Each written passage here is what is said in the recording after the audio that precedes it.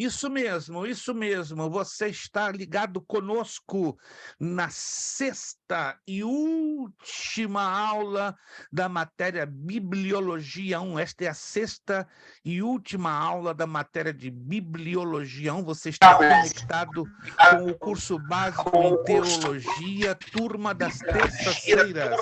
Hoje é terça-feira, 16 de maio de 2023, terça-feira, 16 de maio 2023. Eu já ia pedir a gentileza, mas vocês foram mais rápidos do que eu. Fecharam o áudio. Alguém deixou o áudio vazado, mas alguém correu rápido e tuc. Agradeço. Meus irmãos, graças a Deus estamos aqui fechando a nossa matéria, né? Essa matéria de Bibliologia 1, e permitindo Deus, na próxima terça-feira estaremos já começando uma nova síntese do Antigo Testamento. Isso mesmo, vamos fazer uma viagem nos 39 livros do Antigo Testamento. Vamos gastar 6 aulinhas, né? Vocês vão ver que a apostila é um pouquinho grossa, mas não se assusta, não.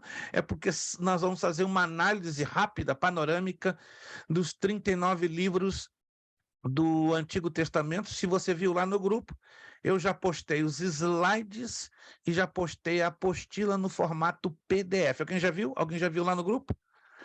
Isso, se você não viu, vai lá no grupo. Então, eu já fiz a postagem, né? Já amanhã, se tudo correr bem, se Deus quiser, eu vou estar já despachando as apostilas físicas pelo correio, mas agora eu vou sempre fazer assim, né? Uma semana antes eu já vou postar no grupo a apostila no formato PDF para você já ter uma antevisão, não que você precise, não é, imprimi-las. Não, você não tem necessidade, porque nós temos o compromisso de enviar o seu material pelo correio, a menos que surja uma situação no meio do caminho, aí avisamos, aí você, para ganhar tempo, não imprimiria toda ela, mas uma parte, né, só para acompanhar a primeira aula, né? Só esse privilégio vai ter a nossa irmã Bernadette, e acredito, irmão Cleiton, já está fechando, né? Se não me engano, eu creio que está Fecho fechando hoje, já. pastor. Hoje está É. fechando o curso básico. Eita! Amém, Passou amém. rápido demais no Passou planeta. rápido. Depois que eu quero conversar com o irmão em off, né? Se o irmão Amém. gostaria de continuar no médio, o médio são as segundas-feiras, no Perfeito. mesmíssimo horário. Mas a gente conversa durante os próximos dias, porque aí o irmão só poderia entrar no começo da próxima matéria, que vai acontecer no dia 19 de junho. Mas até lá eu vou estar Perfeito. em contato, em comunicação com o irmão, tá bom? Combinado, pastor. Gente, vamos à nossa apostila, página 12, por favor. Página 12. Então, próxima matéria, vocês já estão lá vendo no grupo, né? Síntese do Antigo Testamento, e hoje fechamos aqui com a nossa matéria de Bibliologia 1. Irmão Elton não estará vindo hoje por razões de trabalho, né? Já avisou, e pastor Anderson está a caminho, a caminho. Vamos lá, então. Página 12, livros proféticos. Vamos, então, lá para o resumo, né? Lá na partezinha que você vê, resumo. O Antigo Testamento não se trata do fundamento dos apóstolos e dos profetas. Ele é somente uma profecia, uma promessa dele. O Antigo Testamento ainda não terminou. Ainda falta uma semana de anos, isto é, 7 anos, que foram interrompidos com a morte de Jesus Cristo. Isto está lá no livro do profeta Daniel, capítulo 9, versos 24 ao 27. É a famosa, conhecida 70 semanas de Daniel. Não vamos entrar nesses detalhes, né, porque confere dentro da matéria de escatologia, mas fazemos menção aqui do texto. 70 semanas estão determinadas sobre o teu povo e sobre a tua santa cidade, para cessar a transgressão, para dar fim aos pecados, para expiar a iniquidade e trazer a justiça eterna e selar a visão e a profecia e para ungir o Santíssimo, sabe, entende, desde a saída da ordem para restaurar e para edificar a Jerusalém até o Messias, o príncipe, haverá 7 semanas e 62 semanas. As ruas e os muros se reedificarão, mas em tempos angustiosos. Depois das 72 semanas será cortado o Messias, mas não para si mesmo, e o povo do príncipe que há de vir destruirá a cidade, o santuário, e o seu fim será como uma inundação, e até ao fim haverá guerra. Então, estão determinadas as assolações. Ele firmará aliança com muitos por 1 semana, e na metade da semana fará cessar o sacrifício e a oblação, e sobre a asa das abominações virá o assolador, e isso até a consumação, e o que está determinado será derramado sobre o assolador. Essa é a narrativa, né, da chamada 70ª semana, ou seja, já que foram 70 semanas, e aqui esse texto está falando especificamente da última semana, que, ou seja, são semanas proféticas, um período de 7 anos. É por isso que estamos aqui esclarecendo que o relógio do Antigo Testamento ele foi paralisado temporariamente, ainda que historicamente o Antigo Testamento conclui, né, com o livro do profeta Malaquias, mas profeticamente ele se fecha, ele se conclui exatamente com os 7 anos da tribulação. Novo Testamento. O Novo Testamento é um conjunto de 27 livros escritos por alguns dos principais responsáveis pela igreja primitiva, em um período de aproximadamente 50 anos, que iniciou um pouco antes do ano 50 depois de Cristo e estendeu até por volta do ano 100 depois de Cristo. Não havia uma pretensão humana de se escrever o Novo Testamento, de maneira que a maioria dos apóstolos nem escreveram livro algum. Mesmo que sem coerência, a igreja estava satisfeita com o Antigo Testamento. Virando a página. Tudo iniciou com o apóstolo Paulo, respondendo algumas perguntas dos Gálatas, por volta do ano 49 depois de Cristo. Fator que inspirou Tiago a também escrever no mesmo ano aos hebreus convertidos ao evangelho, que estavam dispersos. A falta de um propósito humano de escrever o Novo Testamento é tão real, de maneira que tudo iniciou com cartas, que do grego é epístola. E a causa dessas evidências, as escritas dessas cartas, só se deu mesmo pelo fato da ausência do líder da respectiva igreja, ou melhor, da distância entre o povo destinatário de seu líder, o remetente. Porque se eles estivessem lá, não havia escrita nenhuma a esse respeito. Eles os respondiam e os advertiam tudo verbalmente. Então, para nós entendermos que não houve uma decisão premeditada para escreverem o Novo Testamento. Bastante interessante isto. Claro, tudo foi dirigido, orientado pelo Espírito de Deus, né? Várias circunstâncias se abriram no meio do caminho, né? E em função da circunstância A, B, C, D, então, claro, se viu a necessidade de redigir o Novo Testamento. Nos anos finais da vida de Mateus, de João e de Pedro, eles foram aconselhados a escrever tudo o que sabiam sobre o ministério terreno de Cristo, porque os mesmos eram testemunhas verídicas e que não iria durar muito tempo. Então, por providência de Deus, o corpo de obreiros da igreja, que esses apóstolos pastoreavam, foi os aconselhando, até os mesmos decidiram escrever o que lembrava sobre a vida terrena de Jesus Cristo, né? Aí nós aprendemos sobre a questão dos evangelhos, né? Mateus, Marcos, Lucas e João, né? Deixando lembrado que Mateus, Marcos e Lucas eram conhecidos como os evangelhos. Como é que é? Alguém se lembra? Alguém pode abrir o áudio? Evangelhos? Sinópticos.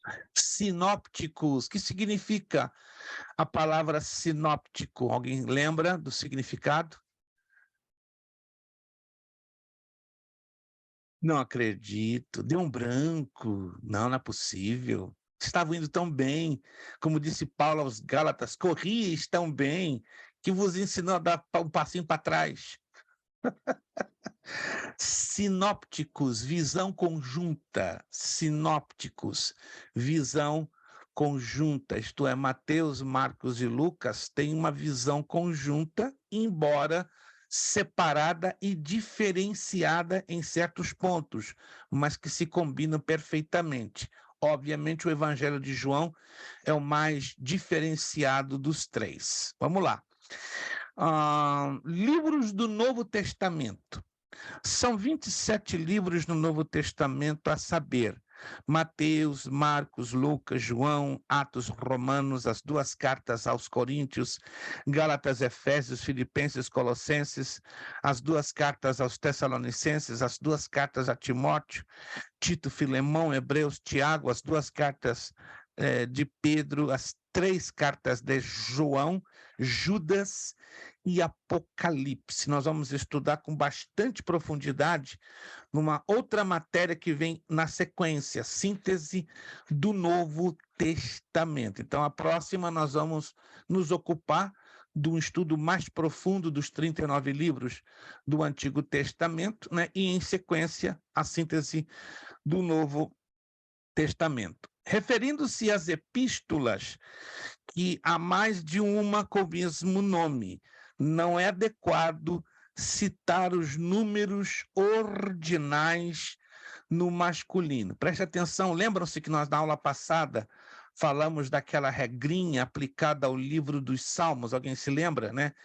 E é assustador você ver hoje pastores renomados de púlpito, vamos ler Salmos, capítulo 119, né? Versículo 176. Não, não, não, não, não, não, não. O livro dos Salmos não pode ser considerado um livro comum, ele é um inário. Então, temos que usar uma nomenclatura diferenciada, ou seja, uma forma de mencioná-lo com uma certa diferenciação. Então, se vocês se lembram, eu nunca digo que o livro dos Salmos tem capítulos, ele não pode ser considerado capítulos. É o Salmo, no singular, 119, então eu menciono o número do Salmo, e ao invés, ou em vez de dizer versículo, dizemos verso.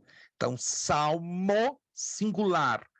Você pode dizer Salmo número 119 ou Salmo 119 e o verso 176. Para os demais livros da Bíblia, não há problema você usar de forma alternada versículo ou verso, não há problema. Mas o livro dos Salmos, sim, há problema. Então, você tem que fazer menção da expressão verso, ok? Procurem não se esquecer. Uma regrinha parecida se aplica às cartas, às epístolas do Novo Testamento. Preste bastante atenção, essa regrinha aqui é fácil, não tem bicho de sete cabeças, mas ela precisa ser considerada para também não cairmos nos mesmo probleminha da menção do livro dos Salmos. Referindo-se às epístolas que há mais de uma com o mesmo nome, não é adequado citar os numerais ordinais no masculino. O que isso quer dizer? Enquanto no Antigo Testamento cita-se no masculino, porque, na verdade, lá não tem cartas. No Antigo Testamento não tem epístolas, mas somente livros. E o seu gênero é masculino. No Novo Testamento é diferente. Não há livros na sua terceira parte. Somente epístolas, cartas, as quais, anote isso aí, highlight, são do gênero feminino. Olha só. Vamos lá, então. Portanto, não é adequado dizer no masculino, você com certeza já deve ter ouvido demais isso, e até mesmo você sem querer, sem saber, claro, falou, não é? Primeiro ou segundo aos Coríntios. Muita gente fala isso. Primeiro ou segundo aos Tessalonicenses. Primeiro ou segundo a Timóteo. Primeiro ou segundo de Pedro. Primeiro, segundo ou terceiro de João. Essas expressões, teologicamente, alô, são incorretas. O correto é citá-los no feminino. E por quê no feminino? Porque eu estou me referindo a cartas. Alô?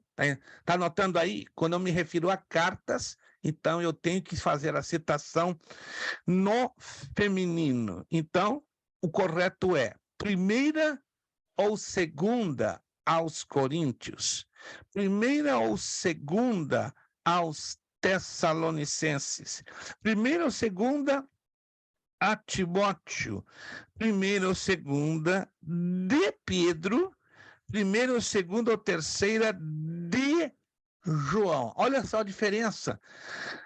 Algumas delas eu digo aos e outras eu digo de.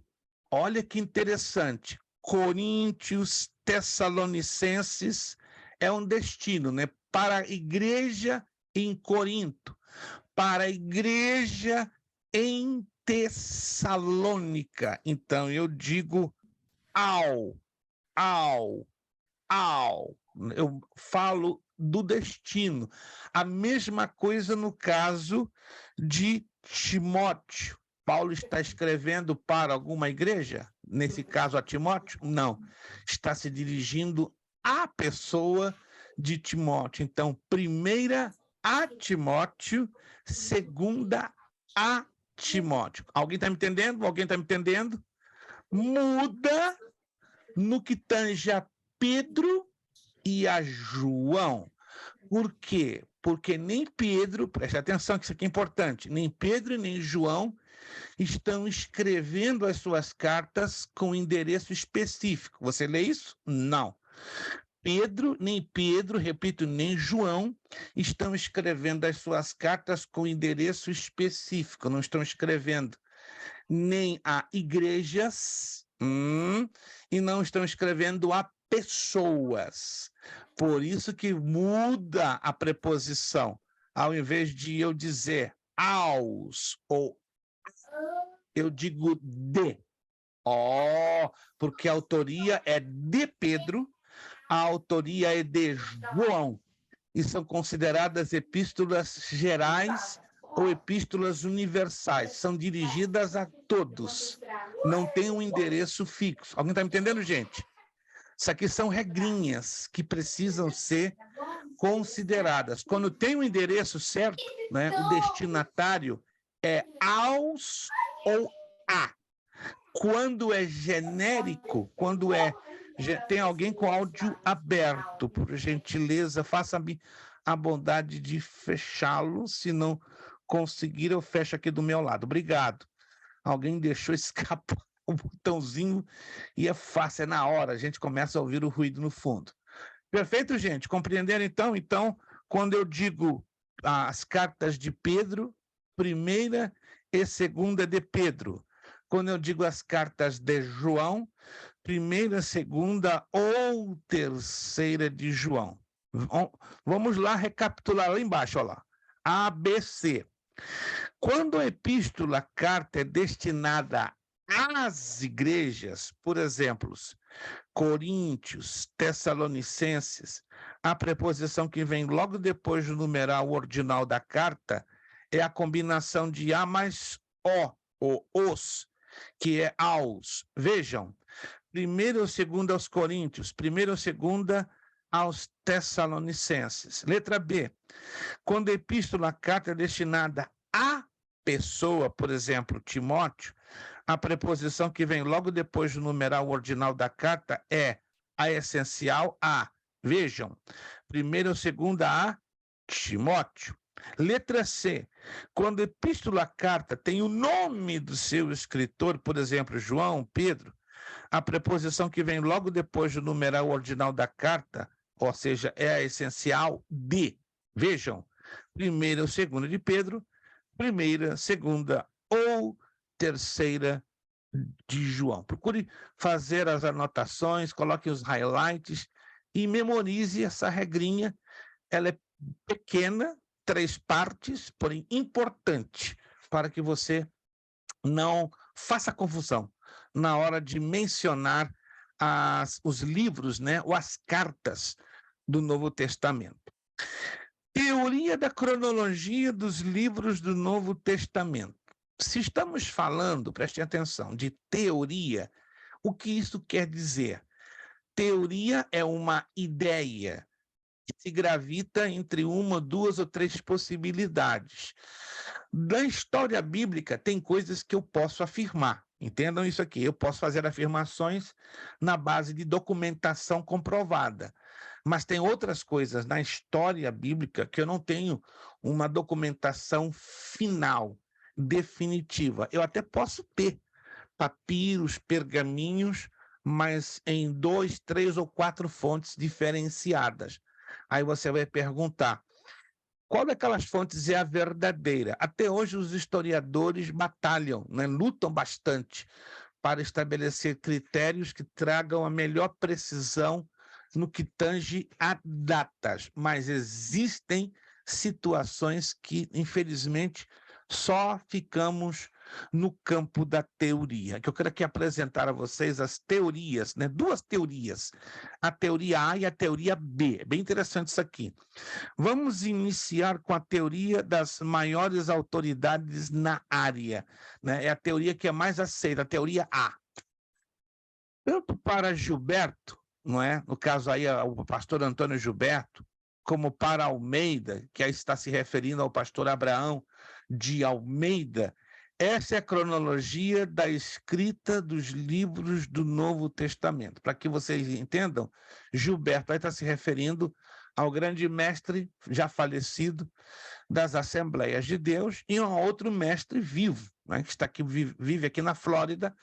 Então, esses 2 mestres com os quais trabalhei juntos, convivi, né, e pastor Antônio Gilberto foi o meu mentor por 14 anos, entende? Então, eles trabalham com esta cronologia que não deixa de ser interessante. Olha só, a Epístola aos Gálatas, sem dúvida, foi a primeira a ter sido escrita, 49 depois de Cristo, na cidade de Antioquia, na Síria, depois da primeira viagem missionária de Paulo.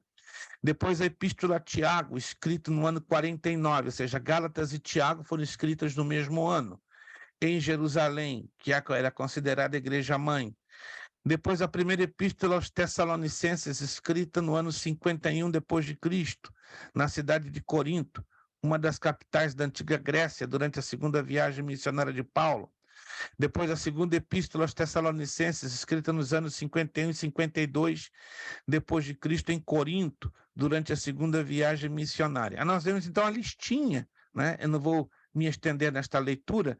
Aí vem uma listinha bem ampla para esta teoria A, fechando lá embaixo com o último livro, que é o livro do Apocalipse, escrito entre os anos 85 e 90, e 96, desculpe. Apocalipse no ano 96, né? Na verdade, o livro do Apocalipse foi escrito no ano 96 depois de Cristo. Mas essa é a listinha da teoria A. Vocês vão encontrar essa listinha sendo confirmada em vários livros de teologia sistemática. Temos a teoria B, da parte de um outro mestre, né, aí da Igreja Batista, né, Antônio Rosa. A cronologia da composição de cada livro do Novo Testamento é da seguinte forma. Então, o pastor Antônio Rosa estabelece que a primeira carta aos Tessalonicenses foi escrita em 50, depois de Cristo. Aqui tem um erro, né? Depois de Cristo. Tudo que você está vendo aqui como AC é um erro nosso no programa. O programa trouxe um problema, então foi colocando AC, mas é tudo DC. Por favor, corrijam aí. É tudo DC, não AC, tudo DC. Então, depois de Cristo. 1 Tessalonicenses, 50 depois de Cristo. 2 de Tessalonicenses, 51. E aí vai, tá bom? Corrija, então, tudo que você está vendo aí nessa parte da teoria B como AC, o correto é DC. Foi um problema no programa que saltou a palavra A na hora que estávamos digitando e não tivemos como corrigir. Foi um problema que nós usamos aqui o programa Corel.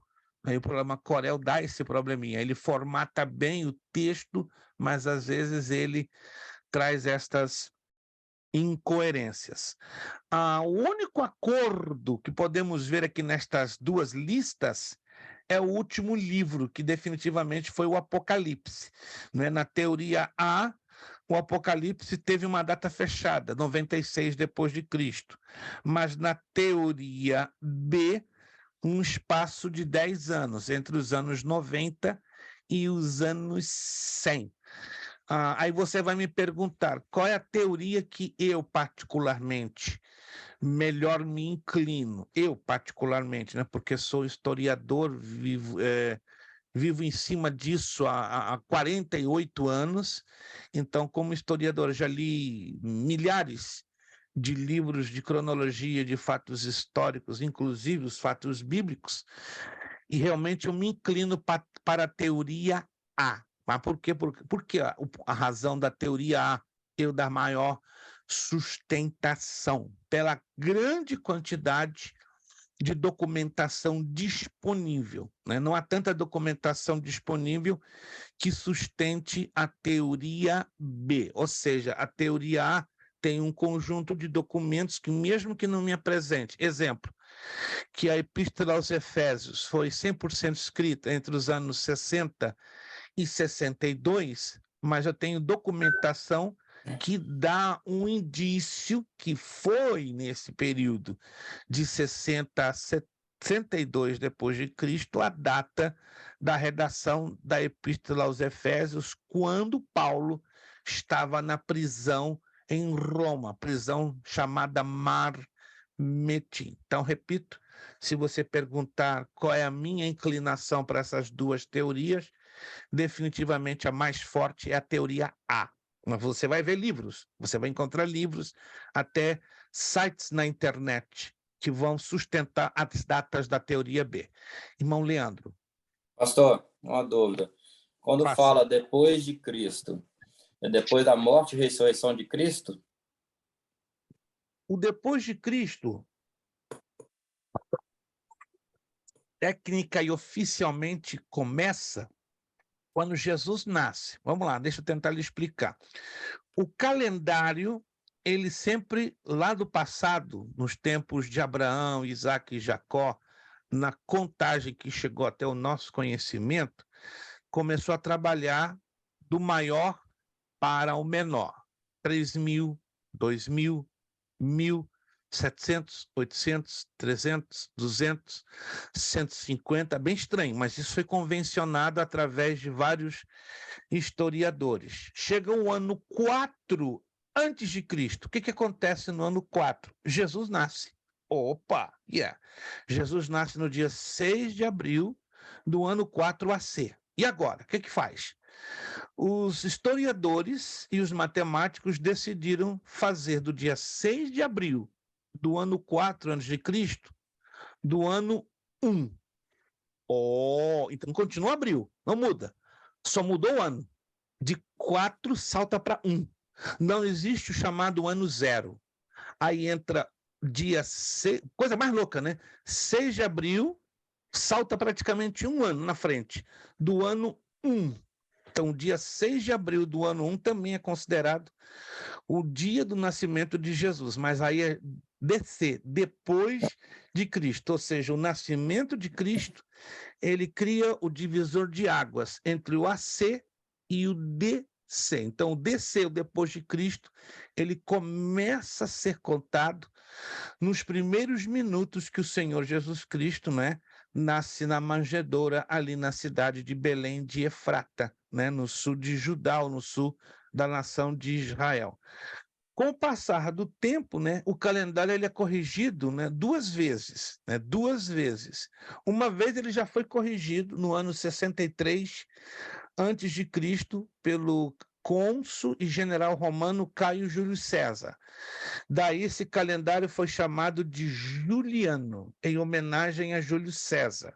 Em 1587, o Papa Gregório XIV, né, o Papa da Igreja Católica Romana, decide corrigir as diferenças e problemas deixados pelo calendário juliano. E aí o Papa Gregório faz essas correções que ele detectou no calendário juliano, e hoje o calendário que eu e você e nós usamos, ele é chamado de Juliano Gregoriano. Juliano Gregoriano. Então ele corrigiu defasagens e várias outras situações.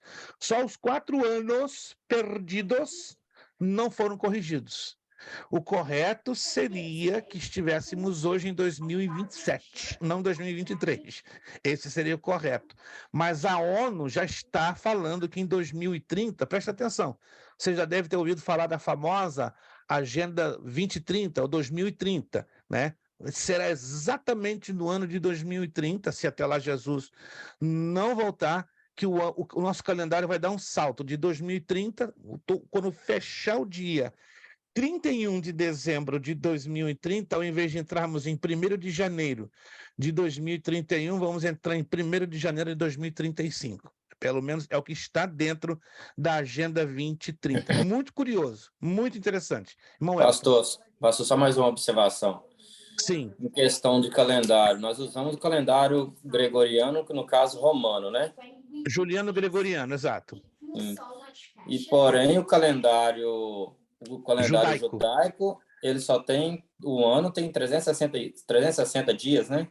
360 dias, o mês tem 30 dias. Lembre-se que o calendário judaico ele é todinho regulado pelas fases da lua, todinho. O nosso calendário juliano-gregoriano ele é regulado pelas fases da Terra rotando, girando em torno do Sol, ou seja, para ficar mais fácil, né? Os judeus se baseiam no movimento da Terra ao redor da Lua. E nós, né, os gentios, nos baseamos do movimento da Terra ao redor do Sol. Daí vem as 4 estações, os 12 meses, entende?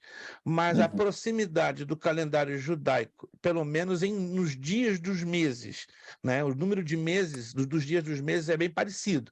O nosso varia, né? No ano bissexto é 29, no não bissexto 28. E aí temos a alternância de 30 e 31 dias do mês. Já no calendário judaico, por ser as fases da lua, eles são 30 dias completos em cada mês, com exceção do ano sabático, que a cada 7 anos, o mês de Tishri tem um dia a menos. Bem interessante. Um dia, ao invés de ter 29, ao invés de ter 30, perdão, tem 29 dias. Irmão Elton. Eu acho interessante isso aí, é que talvez pode fugir um pouco, mas é dentro do assunto.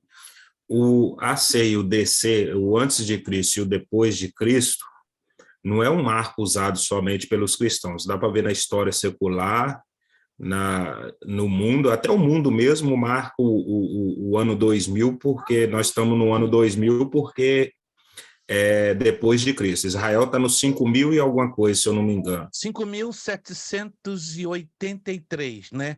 Hoje Agora, para vocês terem uma ideia, né, nós estamos no dia 9 de Marquesvan de 5.783.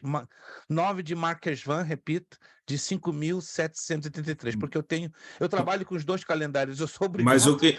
Mas o que me chama a atenção é que o antes e depois de Cristo é independente da crença, né? Porque muitos que não creem, mas qual é o fato de ter usado Cristo como marco de divisão? É porque ficou universalizado esse calendário, mesmo com exceção, preste atenção, dos chineses e dos indianos. Embora, repito, chineses e indianos são obrigados a estar dentro da visão globalizada, alguém está me entendendo? Da globalização, mas culturalmente os chineses têm o seu próprio calendário e os indianos têm o seu próprio calendário, bem como os muçulmanos. Então nós temos aí 4 culturas no mundo que usam 4 calendários diferentes. Os judeus, os islâmicos, os indianos, que coisa interessante, e os chineses. Então, independente que eles usem esses calendários de forma separada, eles têm a noção do juliano-gregoriano, porque é a nível global. Mas então, só nós do restante do mundo que usa o juliano-gregoriano tem esse antes e depois de Cristo, né? Exato. Mas repito uma vez mais. Islâmicos, judeus, hindus e chineses, eles têm o seu próprio calendário, o seu próprio, mas eles se veem obrigados a entenderem o Juliano Gregoriano, porque o mundo gira em torno do Juliano Gregoriano, compreende? O planeta Terra gira em torno. Então, eles não podem estar em outro planeta, do contrário, eles vão ficar isolados da questão do tempo que estão vivendo. Então, eles usam 2 calendários, 2, cada uma dessas 4 culturas. Eu, por uma questão de tradição familiar, eu uso os 2 calendários, já tem tudo na minha mente, né? Eu não tenho nenhum problema. Tenho aqui um bem aqui na minha frente, então eu uso os 2, que parece um negócio meio confuso, mas quando você pertence a uma cultura milenária, é a coisa mais natural você ter a necessidade de usar 2 calendários, ok? Acredito que eu consegui responder as dúvidas de cada um de vocês. Então, observe então a teoria B, creio que vocês já corrigiram, né, o problema, né? Aonde você está ali lendo A, C, a teoria B é tudo DC, erro nosso de digitação. Lá embaixo, nas últimas linhas da página 14, é de suma importância essas cronologias. Por quê? Primeiramente, pelo fato de alguns professores de filosofia ensinarem aos seus alunos que quando os apóstolos escreveram os livros sacros, eles estavam muito emocionados com a experiência com Deus. E por essa razão, os mesmos exageraram ao expressar o poder e os feitos de Jesus. É uma teoria que alguns levantam, né, para combater a veracidade do evangelho. Mas quem iniciou a escrever primeiras partes do Novo Testamento foi Paulo, que nem conheceu a Jesus em carne. Os primeiros apóstolos que tiveram contato direto com Cristo em carne escreveram o seu evangelho, foi em média 40 anos depois. Então, o evangelho de Mateus, veio lá baseado no ano 51, 50, na verdade 60, 65. Então levou bastante tempo. Então, definitivamente, a primeira, a carta aos Gálatas foi a primeira, entendeu? Então, os evangelhos começaram a aparecer, né, exatamente a partir do ano 57, 58, 60. Os escritores do Novo Testamento, os escritores do Novo Testamento são 9. Paulo, Mateus, Marcos, Lucas, João, o escritor aos Hebreus, que é uma incógnita, ninguém sabe quem escreveu a carta aos Hebreus, né? As Bíblias em inglês, sobretudo a King James Version, me permita eu mostrar aqui a vocês, só para vocês terem uma ideia. Interessante isso aqui, um momentinho só.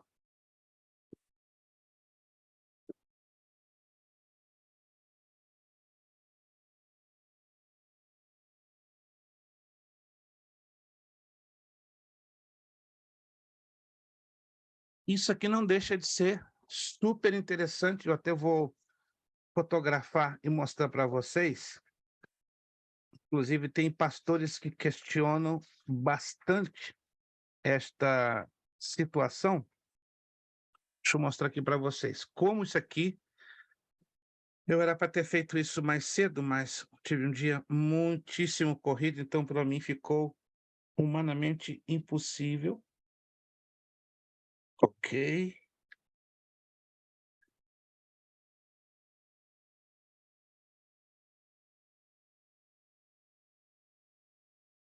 Está lá no grupo. Se você for lá agora lá no grupo, você vai ver que a King James Version, como é que apresenta a Epístola aos Hebreus. Ó, the Epistle of Paul, the Apostle, to the Hebrews. E nós sabemos que jamais o apóstolo Paulo poderia ter sido o autor, o escritor da carta aos Hebreus. Isso foi uma tradição sustentada na Inglaterra por mais de 300 anos, sobretudo pelo rei James I, o rei Tiago ou Jaime I, que foi o que fez o sponsorship, né? Foi o patrocinador desta tradução, que é considerada a tradução histórica mais bela da língua inglesa. Mas se você olhar aí com atenção, né? Você que entende, lê um pouco o inglês, nessa primeira página, o inglês de 1611, ele é muito diferente, né? Dê uma olhadinha aí se você consegue enxergar o versículo 5, né? For unto which of the angels said he at any time, thou art my son, this day have I begotten thee. Vê que totalmente diferente, né? Ele usa os pronomes arcaicos de 1611. Ao invés de dizer you are, se usa thou art. Ao invés de dizer begotten you, dizem I begotten thee, e assim é difícil. Se você não conhece o inglês de 1611, você vai derrapar na maionese, vai ficar bem difícil, né? Mas esse é o inglês de Shakespeare, né? De William Shakespeare. Todas as 39 obras do famoso escritor britânico do século XVI, William Shakespeare, foi escrito, né? Neste inglês, né? Dê uma olhadinha lá no verso 1, né? God at sundry times in diverse manners spake. Em vez de dizer spoke, falou, se usa spake. Então, realmente, é um inglês muito antigo, né? Se você tem dificuldade na leitura do inglês moderno, então aqui você vai dançar na maionese, vai derrapar e capotar 2 vezes, porque é bonito, mas é muito antigo. E tem ainda o inglês mais antigo do que este, né? Que é no tempo de Tyndale, de 1454. Ele é mais antigo e ele é mais difícil ainda de se entender. Mas eu fiz essa demonstração para vocês descobrirem, entenderem, que no século XIV, XV, XVI, XVII, até a entrada do século XX, se acreditava e se acredita, né, no meio da igreja inglesa, da igreja anglicana, que o apóstolo Paulo tenha sido o autor da Epístola aos Hebreus. Mas vocês só vão ver isso nesta Bíblia, que é chamada King James Version. A NKJV, que é New King James Version, já não entra essa particularidade, porque já foi corrigida, né? A New King James Version é a segunda melhor tradução da Bíblia em língua inglesa, né? Você que gosta de ler a Bíblia em inglês, então ela é o melhoramento desta tradução, né? Esta de 1611, ela foi melhorada em 1985 e está impecabilíssima, né? Se todos os arcaísmos, né, foram deixados para trás, foi eliminada essa ideia que Paulo houvesse sido o autor a carta aos Hebreus, e foi corrigido, então, várias situações no plano gramatical. Então, para todos os efeitos, ninguém sabe até hoje quem foi o autor a carta aos Hebreus. Há 2 possibilidades, 2 candidatos. A primeira, Apolo, e a segunda, Barnabé. Qual dos 2 também não se sabe. Eu tenho uma opinião minha própria, provavelmente, mas não posso tirar nenhuma conclusão final, tenha sido Apolo, né? Porque quem escreveu a Epístola aos Hebreus tinha que ter um bom conhecimento do sistema dos sacrifícios do Antigo Testamento, e até onde estudamos, Apolo tinha um excelente conhecimento, né, dos rituais dos sacrifícios do Antigo Testamento. Outra coisa, o grego usado para a escrita da carta aos Hebreus é um grego koiné, só que muito polido, muito educado, muito elevado, quase se aproximando do grego clássico. E Apolo dominava tanto o grego koiné como o grego clássico. Então, poderia haver a possibilidade do autor aos Hebreus ter sido Apolo, mas não há provas substanciais, historicamente falando, para declará-lo o autor aos Hebreus. Muitos dizem, como já falei aqui agora, né, que o escritor aos Hebreus é Paulo, outros supõem ser Pedro e uns julgam ser Apolo.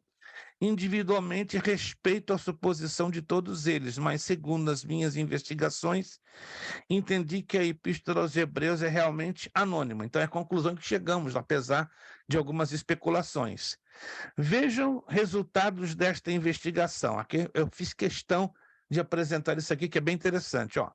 Excetuando o capítulo 2 de Hebreus, em todos os demais capítulos, o escritor sacro utilizou a palavra lei para mostrar a graça. Aí eu menciono os textos que aparecem essa palavra lei na carta aos Hebreus. Mais de 90% da carta aos Hebreus é embasada nas passagens do Antigo Testamento. Mas isso não é de se admirar, porque a carta foi escrita aos Hebreus, o povo que acredita e reverencia a antiga aliança.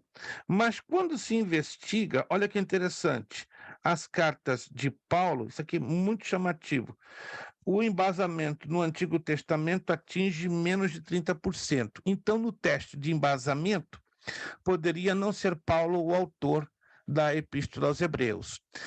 Quanto ao apóstolo Pedro, como ele escreveu uma carta universal, isto é, para os discípulos em geral, 1 de Pedro 1:1, e como Pedro cita menos de 30% da passagem do Antigo Testamento em suas epístolas, isso pode significar que Pedro também não é o escritor da carta aos Hebreus. Aí vamos fazer uma nova análise.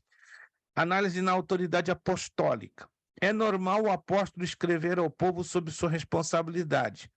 Pedro foi o primeiro líder da igreja em Jerusalém, mas devido a ele ser muito sanguíneo, temperamento que estimula demasiadamente ao destaque, fator que dificulta um sanguíneo escrever alguma literatura anônima.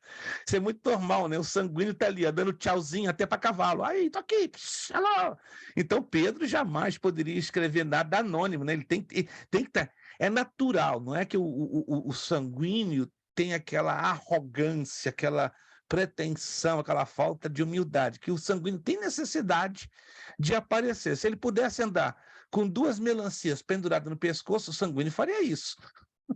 Você deve conhecer alguém que é sanguíneo na sua família, no seu meio familiar, na sua igreja, entendeu?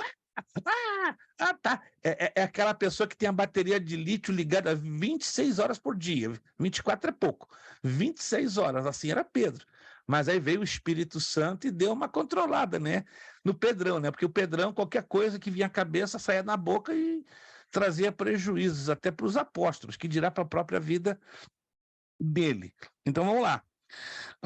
Mas, como já falei, mas em Tiago, olha só, o líder da igreja de Jerusalém, logo depois de Pedro, que também escreveu aos Hebreus, os fora de Jerusalém, poderia, que é uma outra hipótese, poderia ser Tiago o escritor à Epístola aos Hebreus. Nada comprovado, nada definitivo. Quanto a Paulo, esse apóstolo nunca foi bem aceito na igreja em Jerusalém pelos seguintes fatores. Letra A, eles o temiam por ter sido o maior perseguidor dos cristãos. Letra B, Paulo não era conhecido pessoalmente dos cristãos na Judéia. Letra C, enquanto Paulo trabalhava com os gentios, os demais apóstolos trabalhavam com os da circuncisão. Letra D, Paulo combatia muito pesado algumas práticas que eles praticavam, a saber, a circuncisão, a guarda do dia do sábado e a abstinência de certos alimentos. Mesmo convertidos, os cristãos judeus continuavam guardando a lei de Moisés. Com respeito à autoridade apostólica, Paulo não pode ser o escritor aos Hebreus, por essas razões que acabamos de apresentá-las. O escritor aos Hebreus, vamos tirar aqui uma prova final. O escritor aos Hebreus, apesar de ser muito humilde, pois quem não queria ter o seu nome em uma obra desta natureza, ele era muito profundo, assim como Paulo, o qual se atreveu a falar profundamente sobre os anjos, ao compará-los com Cristo. Atreveu-se a mostrar-se o verdadeiro objetivo do Antigo Testamento e tratou da fé como ninguém. Certo é A Bíblia Sagrada não seria a Bíblia se não fosse a Epístola aos Hebreus. Mas seria quem? Tiago, Pedro, Paulo, Mateus, Judas ou quaisquer um dos outros apóstolos? Continuamos mantendo este mistério. Virando a página 16, cânon. Cânon.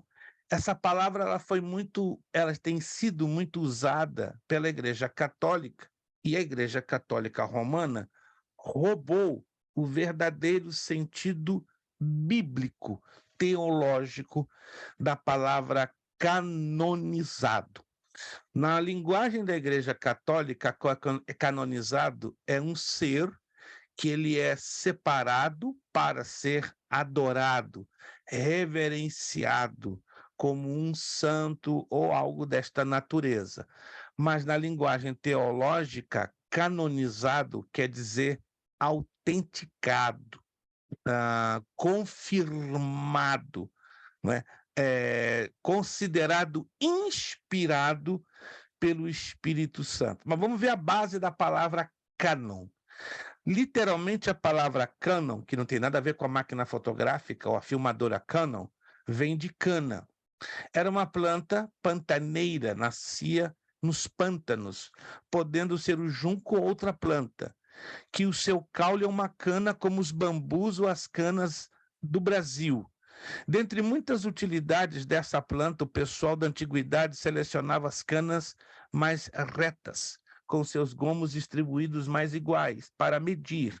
Era o metro, a fita métrica ou a trena da época, porque naquela época não tinha os aparelhos de medir, não é?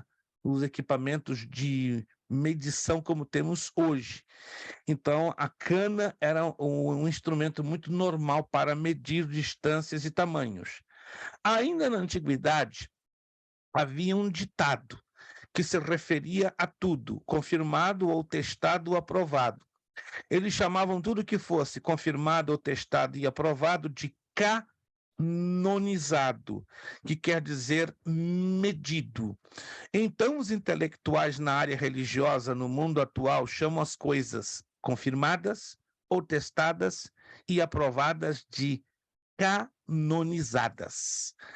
Conheçam frases relativas. Canon, med, significa prova e teste. Canônico significa medível, diz respeito a provável, testável. Canonizar, medir, constitui aprovar, testar. Canonizado, medido, denota provado, testado. Então, cuidado com essa expressão canonizado, porque, repito, a Igreja Católica roubou algo que a ela não pertence, e sim à própria Escritura Sagrada. Canonização dos livros do Novo Testamento. Vamos entender como os livros do Novo Testamento foram considerados confirmados.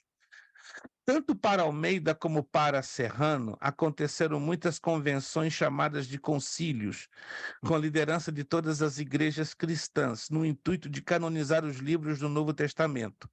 Foi muito difícil e demorado, demoraram uns 300 anos para ver a tão sonhada canonização dos livros do Novo Testamento. Especialmente a questão de alguns escritores, onde os convencionais ou os conciliados entravam em discórdias sobre o que o ministério exercia, como Marcos, Lucas, Tiago e Judas.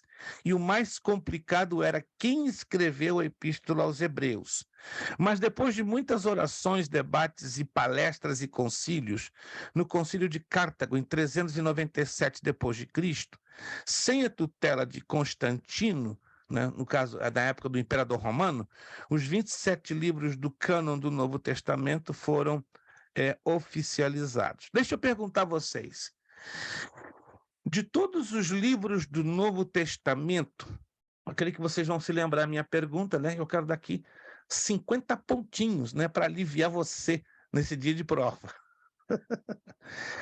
De todos os 27 livros do Novo Testamento, tem um que traz declarações que por muitos anos se tornaram duvidosas, até mesmo vários pais da igreja, ou seja, os sucessores dos apóstolos, consideraram que este livro não era de fato canonizado, por possuir trechos de um livro apócrifo muito famoso na época. A qual livro eu estou me referindo? É um livro do Novo Testamento que tomou bastante tempo para ser canonizado, por possuir trechos de um livro apócrifo. Qual seria este livro? Tiago, pastor. Não. Não. Ninguém consegue se lembrar? Judas. Judas. Existem 3 versículos na carta ou na epístola de Judas que foram cópias exatas de trechos do livro de Enoque. Já ouviram falar do livro de Enoque? Alguém já ouviu falar? É um livro apócrifo. Não é reconhecido como canônico, né? Inspirado pelo Espírito Santo, né? Então tem 3 versículos no livro de Judas que foram uma dor de cabeça para os pais da igreja, ou seja, os sucessores dos apóstolos, considerá-lo um livro canônico. Na verdade, ele foi considerado um livro canônico exatamente neste concílio de Cartago, em 397 depois de Cristo. Até então, nenhum dos 27 eram canonizados e, pior, o livro de Judas era considerado um livro apócrifo. Mas depois do concílio de Cartago, tudo então ficou definitivamente oficializado. Nós vamos terminar, infelizmente, queria prosseguir, né, porque nossa provinha já está aí nas portas, mas eu quero fechar aqui com a questão aqui, ó, número 1, na página 16, excesso de informações. Este excesso de informações de caráter espiritual estendeu no ano 33 ao ano 300 depois de Cristo. Aqui nós estamos falando das 7 fases da canonização do Novo Testamento. Interessante, né? O Novo Testamento menor no tempo que foi escrito, em torno de 50 anos, mas muito polêmico. Aqui nós temos as datas, não é? 30 a 50, 50 a 100, 100 a 300. Foi uma enorme batalha a canonização, né, o reconhecimento, né, como autênticos dos livros do Novo Testamento. Virando a página, temos aí, olha, é preciso definir o verdadeiro fundamento da igreja. O que quer dizer isso? A igreja precisava de um parâmetro, de uma orientação precisa em que crer, em que se guiar escrituristicamente. Depois tem o período das perseguições da Igreja Imperial, os livros mais fáceis de canonizar, os livros difíceis de canonizar, né? Como eu mencionei a vocês, a Epístola de Judas, não apenas foi a Epístola de Judas, mas também Hebreus, Tiago, a segunda de Pedro e a segunda e terceira Epístola de João. Aí entrou um processo de votação. Depois nós vemos lá na página de número 19, né? Graus de canonização do Novo Testamento. A história foi bem longa, né? Passa por várias fases, a antiga tradução siríaca, a antiga latina, o conomoratório, códice barocóce. É bem extenso. Olha, bem complexo, nada em comparação aos livros do Antigo Testamento. Aí vem as divisões, né? Evangelhos, Mateus, Marcos, Lucas. Olha, eu sugiro que você leia o conteúdo desta apostila, porque ela, na verdade, ela é uma bússola que vai lhe ajudar a conhecer a estruturação da palavra de Deus, como a Bíblia chegou até nós. Nós só estudamos 60%, né? Um pouquinho mais da metade deste conteúdo muito rico, tá? É impossível estudar toda a apostila, teríamos que gastar pelo menos de 8 a 10 aulas, mas você aí tem um material que pode tê-lo até como base para futuras pesquisas, e sempre tendo em consideração que a Bíblia não é um livro normal, não é um livro comum, né? É um livro sobrenatural. E, claro, a sua história, a sua formatação, a sua estruturação não poderia ser diferente. Amém? Muito bem. Alguma dúvida, alguma pergunta? Não? Maravilha. Perfeito. Se não há nenhuma dúvida, uma pergunta, só recapitulando antes de passarmos para a provinha, né? Nossa próxima matéria será síntese do Antigo Testamento. Eu sei já de alunos que já fizeram esta matéria. Eu acredito que o único aluno aqui que vai estar se despedindo de nós, por enquanto, vai ser nosso irmão Cleiton Avancini, né? Ele está fechando a matéria, o curso básico em teologia, e no mês de junho ele já vai estar aterrissando, se Deus assim nos permitir, no médio em teologia. Então, irmão Cleiton, nosso muito obrigado pelo voto de confiança, por ter participado conosco, né? Com muita intensidade, tá lá, tá bem abrigadinho, né? Porque ele tá em Curitiba, Paraná, gente, tá no Hemisfério Sul, tá geladinho lá. Né? E as casas no Brasil, na maioria das casas, me corrija, irmão Cleiton, se eu estou errado, né? Não tem aquecimento como aqui, né? E as casas que no Brasil têm aquecimento são muito caras, caríssimas, né? O aquecimento da energia elétrica vai nas nuvens, né? E gás é uma coisa bem difícil. Então, irmão Cleiton, Deus abençoe, Deus continue lhe usando e abençoando na sua trajetória, né? Irmão Cleiton vai daqui a pouquinho, né, no mês de junho, aterrissar lá no médio em teologia, né? Amém. Alguns de vocês estão entre 1 a 3 matérias de finalizar o médio, né? Eu vou estar mantendo contato com vocês que estarão à beira de 1, 2 e 3 matérias, né? Para terem exatamente a ideia, né, do momento. Tá ali, pastor Anderson, oh, camisa bonita, oh, meu Deus, será que eu vou ter que ir a Porto São Lúcio e buscar essa camisa? Eu tô achando que sim, né? Meus irmãos, vamos então terminar aqui as nossas transmissões com uma palavra de oração. Imediatamente, o momento de oração que eu faço aqui, né, nós já então paramos a gravação, né, porque nós vamos entrar em período de prova. Em período de prova, claro, não é conveniente estarmos mantendo a gravação. Então, a gravação vai terminar exatamente no momento que nós terminarmos esta oração. Próxima terça-feira, lembrando, próxima terça-feira, com exceção do irmão Cleiton Avancini, estaremos então começando a nova matéria, síntese do Antigo Testamento, e repito, alguns de vocês estão a 1, 2 e 3 matérias para finalização do curso básico, fiquem bastante tranquilos, né? Deixa eu ver aqui. Isto, Abissai, obrigado, Abissai. Abissai não é fácil, ele não esquece da matemática. Tá certo, Abissai? Recebeu a vitória, recebeu a bênção. Fica tranquilo, Abissai, já está aqui anotado. Abissai não é fácil, mas se quiser fazer, faça. Mas aqui já está anotadíssimo. Não, eu vou fazer, tá? pastor. Eu vou fazer, mas... Só para medir, para Mesmo assim, eu vou fazer. medir o potencial, tá certo? Com certeza. Ei, Abissai, quando eu crescer, eu quero parecer um pouquinho contigo. 1% estou feliz da vida, né?